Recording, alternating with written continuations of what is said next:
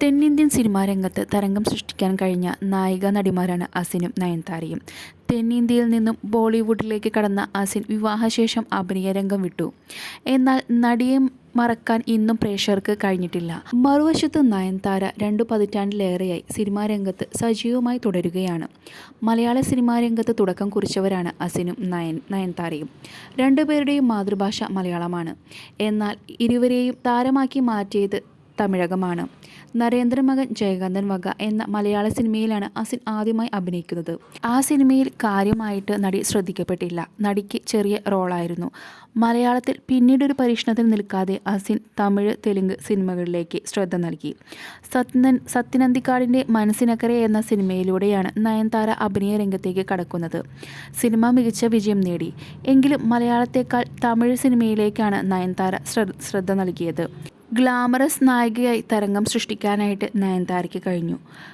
കരിയറിലെ കുറേ വർഷങ്ങൾ നയൻതാരയ്ക്ക് അഭിനയ പ്രാധാന്യമില്ലാത്ത സിനിമകളാണ് കൂടുതലും ലഭിച്ചത്.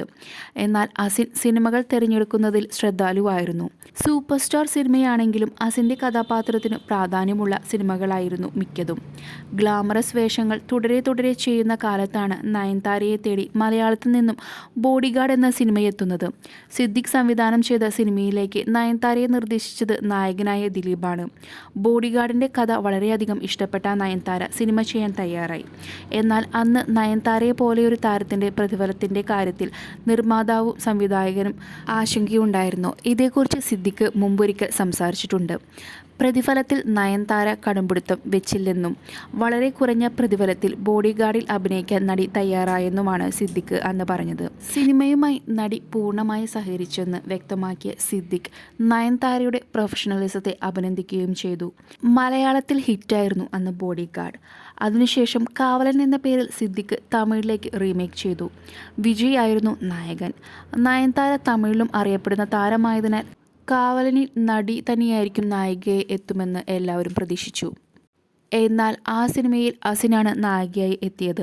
ഇതിന് കാരണമെന്തെന്നും സിദ്ദിഖ് മുമ്പൊരിക്കൽ വ്യക്തമാക്കിയിട്ടുണ്ട്. വിജയുടെ നിർദ്ദേശപ്രകാരമാണ് അസിനെ നായികയാക്കിയത്. നയൻതാരയും വിജയും തൊട്ടുമുമ്പ് തന്നെ ഒരുമിച്ച് വില്ല എന്ന സിനിമ ചെയ്തിട്ടുണ്ട്. ഒരേ നായികയെ ആവർത്തിക്കേണ്ട എന്ന് കരുതിയാണ് വിജയ് അസിനെ നിർദ്ദേശിച്ചതെന്നും സിദ്ദിഖ് ചൂണ്ടിക്കാട്ടി. അസിൻ അന്ന് കൂടുതലും ബോളിവുഡ് സിനിമകളായിരുന്നു ചെയ്തിട്ടുണ്ടായിരുന്നത്.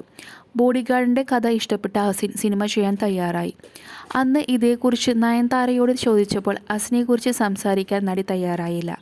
വിജയുടെ ഇമേജ് പരിഗണിച്ച് സ്ക്രിപ്റ്റിൽ സംവിധായകൻ മാറ്റം വരുത്തിയോ എന്നറിയില്ല. അതിനാൽ അസിൻ്റെ നായികാവേഷത്തെക്കുറിച്ച് സംസാരിക്കുന്നത് ശരിയല്ല എന്നാണ് നയൻതാര മാധ്യമങ്ങൾക്ക് നൽകിയ മറുപടി.